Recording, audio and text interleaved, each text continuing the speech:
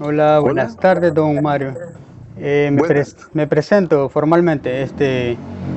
Yo soy Francisco Javier Orellana Ventura, estudiante de Historia, ¿verdad? De la Universidad de El Salvador. Fíjese Sí, que yo estoy cursando una materia que se llama Curso Temático 3, sí, sí, en el cual se llama el proyecto Historia Oral.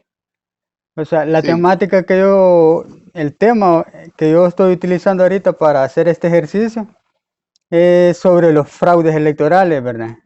El de Sí, claro. 1972 y de 1977. Aclarando, no sé si usted quiere que le haga la entrevista de los dos contextos o solo una del 72. No, no, podemos hablar. Es que los patrones se repetían en función de que el partido oficial la aplastaba, pues el PCN aplastaba la oposición, pues, ¿verdad? Yo quiero hacerle la aclaración de que en ese tiempo, pues, yo era un adolescente. Sí, le entiendo. No, no ejercía el periodismo hasta años después. Ya para las elecciones del 84, pues ya estaba en el periódico, ¿verdad? Pero en las del 77 y 72 no. Pero le puedo contar lo que mi apreciación como ciudadano, como salvadoreño de lo que Ok. fue esa época.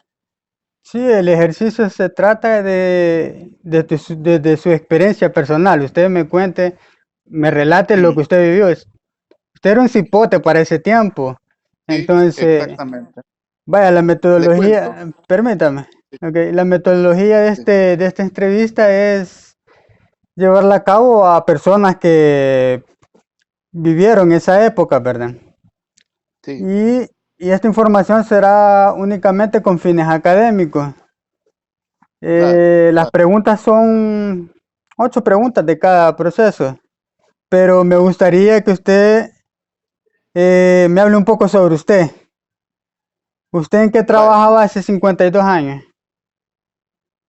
No, yo estudiaba, ¿verdad? Era estudiante. Era estudiante. Sin embargo, pues siempre fui un muy acucioso de las cosas, de los procesos, de lo que pasaba. Me ha apasionado mucho la historia también.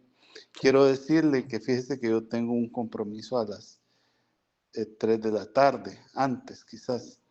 Eh, si no lo hacemos en dos partes, si es posible, y si necesitaría como 10 a las 3 Está bien, retirar. está bien. Sí, me va a disculpar, solo, ¿verdad?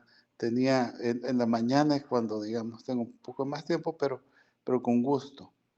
Entonces, bueno, usted me dice. Sí, está bueno, está bueno.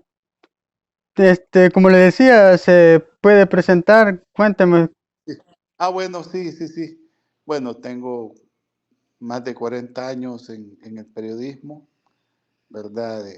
En el diario de hoy específicamente. Y he ejercido el periodismo judicial, el periodismo, eh, más que todo en la parte judicial. Y política también, ¿verdad? Actualmente soy editor su jefe en el diario de noticias, y he visto la situación del país, como le digo, eh, estaba bien joven, casi un niño, pero veía la realidad, ¿verdad? Y entonces, el patrón fue el mismo en las elecciones, ¿verdad? El Partido de Conciliación Nacional, PCN, era el partido dominante, ¿verdad? Un partido un poco que respondía, digamos, a las clases pudientes, pero que pretendía ser un partido populista, Sí. ¿verdad? Un partido muy comprometido con la empresa privada, comprometido pues con eh, digamos, con la política occidental, con Estados Unidos, pero y anticomunista, sobre todo. Eh, Estábamos en medio de de un conflicto este-oeste, la Guerra Fría. Entonces El Salvador estaba bien alineado con Estados Unidos, lo cual estaba bien. Pero digamos, el Salvador caminaba, se estaba desarrollando, ¿verdad? En todo, ¿verdad? Pero persistían desigualdades sociales y el gran error de los militares fue ahogar eh, digamos, el clamor de mejoras en la calidad de vida, pues ahogarlo con sangre y fuego.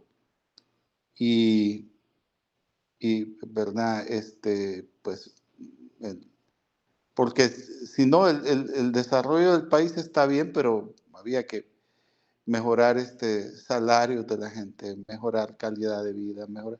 Entonces el PCN trató de ser un partido que cubriera estas aspiraciones.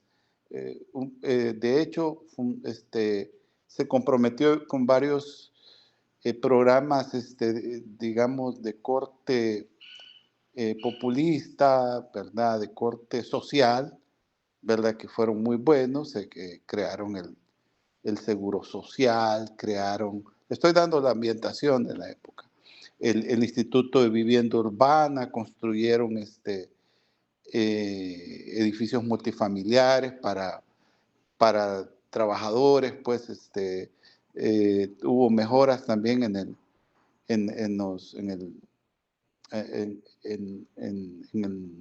los asuntos laborales, ¿verdad? Pero faltaban cosas y viene una situación, hay inconformidad en varios sectores y esta inconformidad obviamente es aprovechada también por la izquierda radical. Detrás de ellos estaba el Partido Comunista, estaba digamos, el apoyo de Cuba, ¿verdad? Y entonces ahí hubo pues una especie de manipulación de ciertos sectores. Pero el PCN, entonces la manera de contener, digamos, este auge del comunismo o de las ideas radicales de izquierda, era mantener al PCN, pues, así como en otros países de Latinoamérica se tenían regímenes militares, ¿verdad? Entonces era una política pues de mantener el orden y la seguridad, ¿verdad? Entonces, pues, el país vivía relativamente tranquilo, pero estaba esa inconformidad de la que hablamos al inicio, latente. Entonces, cuando vienen las elecciones, el PCN, pues tenían mayoría, tenían el poder, tenían el dinero, tenían el apoyo, pues de sectores de mucho poder. Y entonces se dan las elecciones, Napoleón Duarte compite con Arturo Armando Molina, ¿verdad? Y al final gana Molina, ¿verdad? Digamos que también el apoyo al PCN derivaba mucho del papel que jugó el presidente PCNista anterior, que era el doctor, el coronel perdón, el general Fidel Sánchez Hernández. Quiero decirle que estos gobiernos eran, digamos, gobiernos militares, pero sabían rodearse de gente muy inteligente, muy académicos, muy, pues, sobre todo, pues, abogados, conocedores de la ley, que eran muy buenos, muy prestigiosos. O sea, no se le niega las luces y sombras que tuvo este gobierno, pero eso no le daba la libertad de, pues, de imponerse. Y entonces, a la par de ellos, estaba surgiendo un movimiento reformista cercano a la izquierda, pero cayendo evitando no caer en la órbita de la izquierda de Cuba. Y ese movimiento era liderado por Napoleón Duarte y Guillermo Manuel Ungo. Ellos fueron fundadores del Partido Demócrata Cristiano, ¿verdad? Al final, Guillermo Ungo pues funda el Movimiento Social Demócrata, el Movimiento Nacional Revolucionario, que era una izquierda moderada, socialdemócrata, a la europea, pues importante, pues, porque estaban evitando el auge del radicalismo violento de izquierda. Entonces, Napoleón Duarte era tan popular que la gente decía, voy a votar por Duarte aunque no me harte. Así. Sí. Porque Duarte significaba un cambio. Además, él había sido alcalde de San Salvador. Y entonces, como alcalde, hizo mucha obra, tuvo limpia la ciudad, construyó mercados y facilitó el financiamiento para la construcción de lo que hoy es el mercado central. Eso se hizo en las administraciones de Duarte. Digamos, para mantener una apariencia de democracia, los militares se agarraban ellos la asamblea y la presidencia y la corte, ¿verdad? Y le dejaban las alcaldías a la oposición. Entonces se funda con el MNR, el PDC, Partido Demócrata Cristiano, y la Unión Democrática Nacionalista, que era un partido de fachada del Partido Comunista, se funda la Unión Nacional Opositora. Y esta es una coalición contra el PCN, ¿verdad? Y al fin, pero igual, esas elecciones no representaban lo que el PCN hubiera pensado, que ellos tenían el poder casi total, que la gente era totalmente con ellos, ¿no?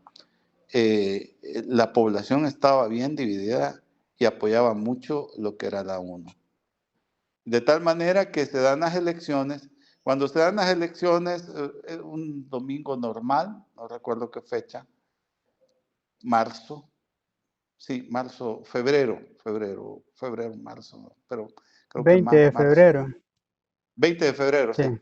Entonces, se dan las elecciones, el Consejo Central de Elecciones llama, convoca, lo que se hace en todo proceso. El mero día, pues, se hacen las elecciones, se le da transporte gratis a la gente para ir a los centros de votación, que ya estaba la feria, creo, como centro de votación. La Feria Internacional, lo que hoy es el Hospital El Salvador. Y pues, ¿verdad? Y de repente al siguiente día todo el mundo ganó Molina. Ganó Molina, y entonces, pero nadie informaba exactamente, no había una manera de informar solemnemente. Hoy sí se hace más solemnemente, aunque con esa cantidad de errores y todas esas cosas misteriosas que pasaron esta vez acá, pero en esa época, pues, de un plumazo le decían, no, ganó Molina y todo el mundo, vaya. No hubo un desarrollo acucioso de la elección, una investigación acuciosa de la misma elección. No, ¿verdad? Le dijeron a la población, ganó Molina y hasta ahí tenía que llegar, ¿verdad? En la elección sí hubo denuncias de que se rellenaban, de que se cambiaban urnas y que las urnas ya se llevaban rellenadas, ¿verdad? Y a esa operación le llamaron Operación Tamales. Supuestamente los votos ya marcados eran los tamales. Eso pues se denunció tanto en esa ocasión que así fue la operación. Pero el punto es que como quiera que hubiera sido, el PCN imponía el gane. Y ya no le decían a la gente, pues, por tanto, votos por nada. Se declaraba el ganador y una tónica similar se vio en el 77, ¿verdad? El siguiente día, Romero. Y entonces, no había que cuestionar nada. Me acuerdo que después de la elección del 72 hubo un intento de golpe de Estado contra el general Sánchez Hernández. Y Duarte fue uno de los protagonistas. Lo dieron los militares, pero Duarte, digamos, participó, digamos, y pues fue capturado y fue exiliado, ¿verdad? No regresó hasta el 79. En las elecciones del 77, y bueno, de ahí vinieron tensiones. Molina trató como de mantener la tónica populista y trató pues de mantener, digamos, la paz y la seguridad, que era lo que más buscaban los militares. Pero el movimiento guerrillero estaba creciendo y con lo que pasó en el 72 se tensionó más, ¿verdad? Creció las organizaciones guerrilleras, ¿verdad? Crecieron y comenzaron a formarse también frentes de masas, ¿verdad? De tal manera que para el 77 ya era un polvorín. Yo creo que debieron haber dejado que ganara Napoleón Duarte en el 72 a modo de bajar tensiones, ¿verdad? Pero el fraude desde que se denunció en el 72 dejó esa herida, ¿verdad? Y luego llegamos al 77, ya con una guerrilla que secuestraba, ¿verdad? Que pedía millones de dólares, ¿verdad? Que mataba ¿cómo se llama? A los secuestrados, ¿verdad? Pero también teníamos un sistema militar, ¿verdad? Que trataba de sofocar a sangre y fuego la resistencia digamos, sobre todo izquierda, ¿verdad? Y todo era comunista y todo el que era comunista pues, al paredón, ¿verdad? Entonces también se denunciaron que había cárceles clandestinas a donde llevaban a los capturados. Entonces todo esto, pues igual, el PCN seguía siendo el partido gobernante y aprovechando los recursos del Estado, pues facilitaba los mítines de sus candidatos, que eran entonces el general del coronel entonces Carlos Humberto Romero, después fue general, y el doctor Astacio, Nicolás Astacio, que era muy buen médico, como le digo, se supieron los militares rodear de buenos de intelectuales, ¿verdad? Gente muy reconocida, ¿verdad? Que después los marginaban, eso pasaba, pero bueno, ya es otra historia. Sí, por ejemplo, ¿Alguna pregunta hasta ahora? sí, sí, varias, pero ¿usted se acuerda algo sobre la ley marcial en ese tiempo, en el 72? Bueno, en el 72 hubo una ley marcial después del intento de golpe de Estado. Ese golpe de Estado fue revertido, lo dio el coronel Benjamín Mejía, ¿verdad? Y entonces eh, dijeron entonces que habían cometido un error.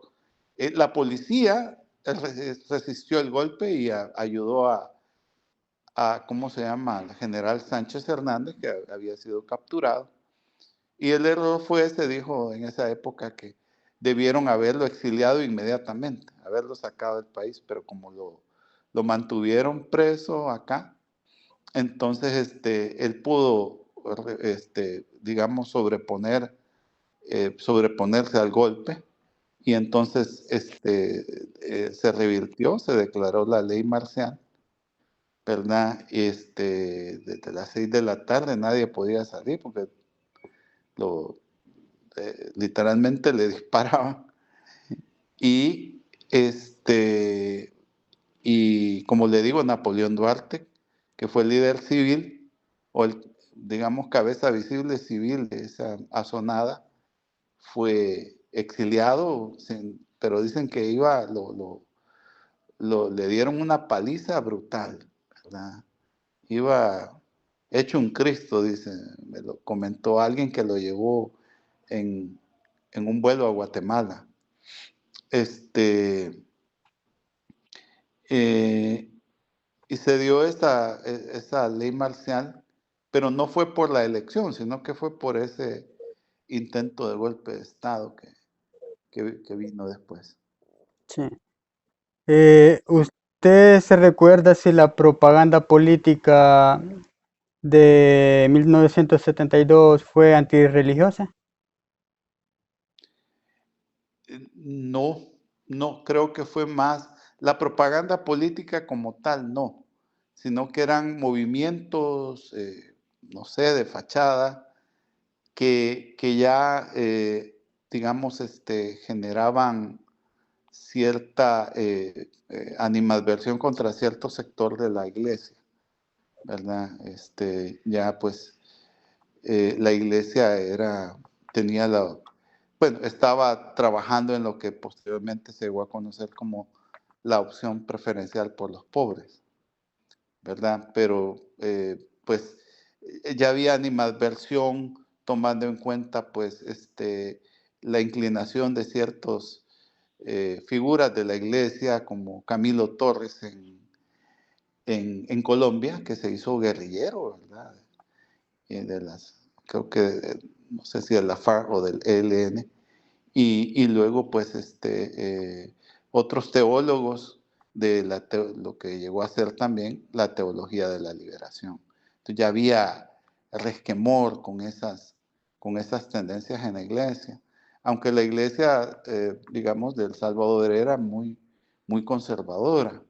El mismo Monseñor Romero, que no recuerdo si ya era el obispo auxiliar de San Salvador, era muy conservador, pero tampoco no podemos decir que alejado de lo que era la gente. Él convivía mucho con la gente.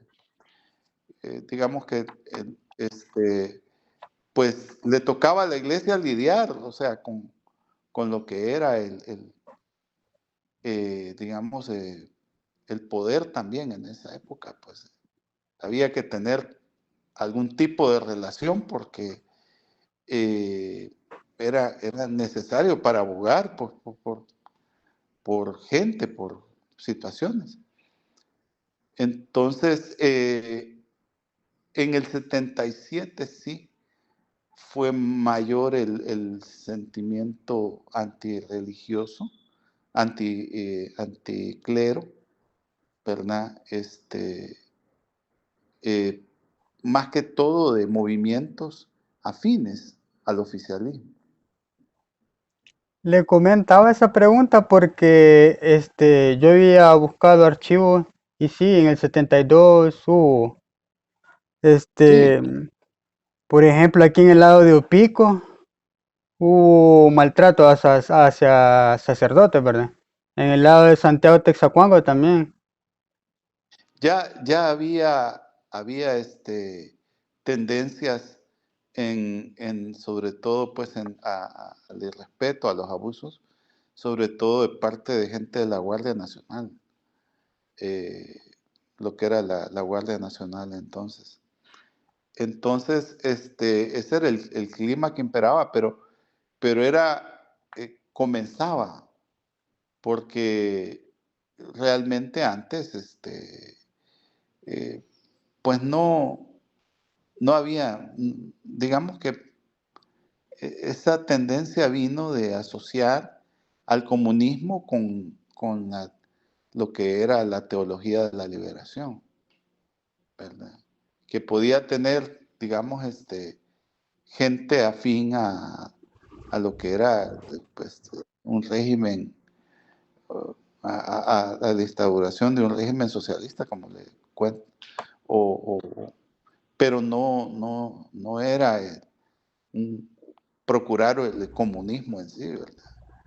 Sino que era mejorar condiciones de vida, ¿verdad? O, otra cosa es que por ahí se metía digamos, aprovechaban las organizaciones que sí tenían el objetivo de instaurar un régimen socialista, como sucedió en Nicaragua en el 79, ¿verdad? Y ocurrió en Cuba. Aquí la iglesia, lo que pasa que también esos eran casos como, no era en el 72, eran casos marginales, porque la gente había visto lo que pasó en Cuba, ¿verdad? Que después del ascenso de Fidel Castro vino la represión y los fusilamientos y la iglesia del silencio, ¿verdad? Por último. Y aquí pues yo tenía mis abuelos eran muy, de sentimientos muy sociales, ¿verdad? Pues casi de izquierda, pero ellos me decían, no queremos que mejore todo, pero no queremos comunismo, ¿verdad? Y pues ellos trabajaban con los padres belgas que eh, eh, tuvieron la parroquia de San Antonio Abad. Y el sentimiento era ese, la gente quería mejoras sociales, pero no comunismo.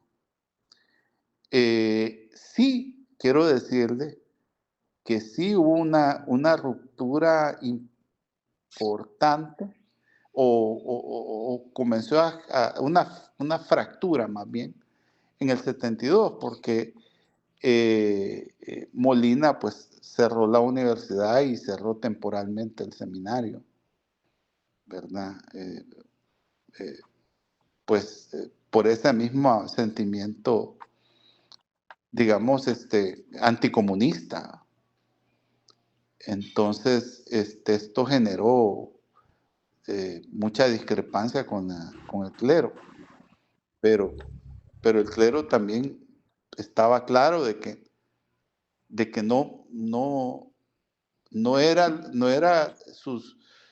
no era apoyar a grupos, digamos, marxistas, ¿verdad? Pero tampoco era tolerar la represión que venía en ascenso. Ok, retomando un poco sobre lo de Napoleón, ¿verdad? ¿Se acuerda usted sobre el anallamiento o anuncios que él difundió antes de ser capturado? Bueno, es que se dicen tantas cosas, yo como le digo, no puedo decir. Él salió en una radio hablando, ¿verdad? Y diciendo pues que, bueno, se le atribuyen cosas que mejor no las, pero sí, él instigó, digamos, al pueblo a salir y apoyar el movimiento militar, ¿verdad? Y entonces por eso es que él se colocó en el centro de la tormenta, pues, y fue el más reprimido. Sí. Sí. Mire, podemos suspender ahorita y digamos mañana podemos continuar. Y ya hablando del 77. Sí, solo le Sí, pregunto la última. Y, sí, mm, dígame. ¿usted qué cree que el gobierno de Arturo Molina fue un estado unipartidista? Le explico qué es No, unipartidista. O, no, yo sé lo que es. No. Había, había partidos. Eh, pero es algo como lo que ocurre hoy, ¿verdad? ¿No? Eh, Hay un partido oficial que es el que domina todo, ¿verdad? Y hay otros partidos pues que están ahí, que los tienen relegados, humillados, y eso pasaba con la oposición de aquel tiempo. Pero por lo menos en aquel tiempo les dejaban ganar alcaldías, ¿verdad? Entonces no era unipartidista. Sí había un super partido oficial, ¿verdad? Que decidía vida y milagros de la sí, gente y del país. sí, porque si catalogamos unipartidista, las características de él, digamos, son cambios de leyes, ¿verdad? Él hace antojos y destroza lo que quiere. Sí, El fraude electoral lo puede realizar si él quiere. sí, eh, sí, todo eso pasaba en esa época, pero igual había otros partidos y quiero decir de que a diferencia de hoy, la oposición de esa época era muy fuerte, al punto pues que este, eh, fue un, una, ¿cómo se llamó? Una elección muy cuestionada, ¿verdad? Porque ¿verdad? Y el mecanismo del 77 fue ese, pues también. Al día siguiente, no, ya ganó el PCN y todo el mundo va. Entonces nadie diga nada. Era un patrón que se venía, y como hoy pasó lo mismo también. ¿Verdad? Dijeron a tal hora tanto 85%, no sé cuánto, Ujú. y resultó que al hacer las cuentas era el 40 y no sé cuánto por ciento, no, 50 y tanto por ciento. O sea, pero había que asumir que, por lo menos hoy, por la tecnología, se pudieron establecer, saber cifras y establecer diferencias y ver quién decía la verdad.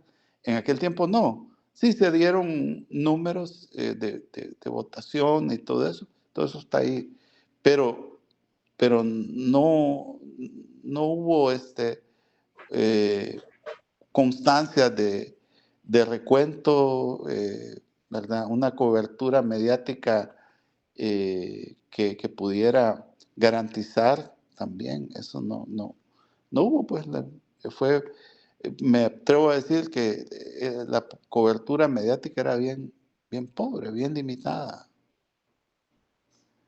¿verdad? Así que, bueno, entonces